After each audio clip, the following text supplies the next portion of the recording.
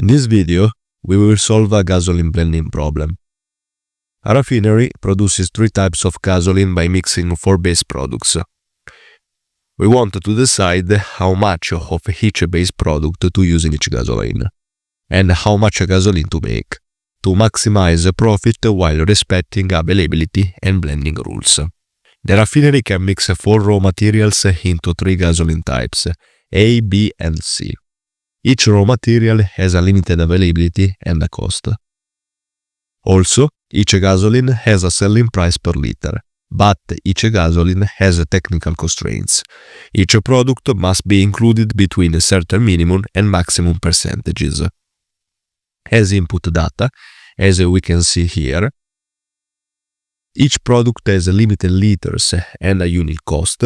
Gasoline sells at a different price per liter, and the profit comes from selling gasoline minus paying for the inputs. About the sets, we need 2 sets, E for the 4 products and G for the 3 gasolines. This allows us to write rules that cover all products and all gasolines at once. About the decision variables instead, we need to decide what do we need to find.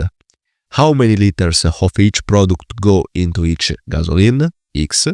How much total gasoline of type A, B, and C we produce, Q. And, of course, the total profit, Z. Our goal is to maximize profit. Profit equals revenues from selling gasolines equals the selling price per liters of each gasoline, minus costs, input cost per liters of each product used. About the first constraints, the total amount of each gasoline, Qg, equals the sum of the inputs blended into it. So if gasoline A is 2000 liters, it's because the sum of all its product contribution is 2000. As constraint 2, we can't use more of a product than what is available.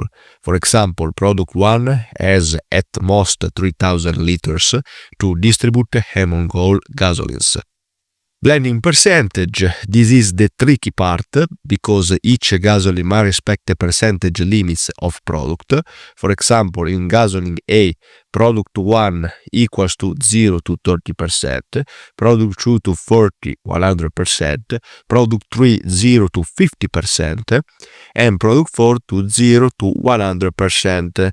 This is the equation that we translate, and this means that for every product share lies between its minimum and maximum percentage of the gasoline volume.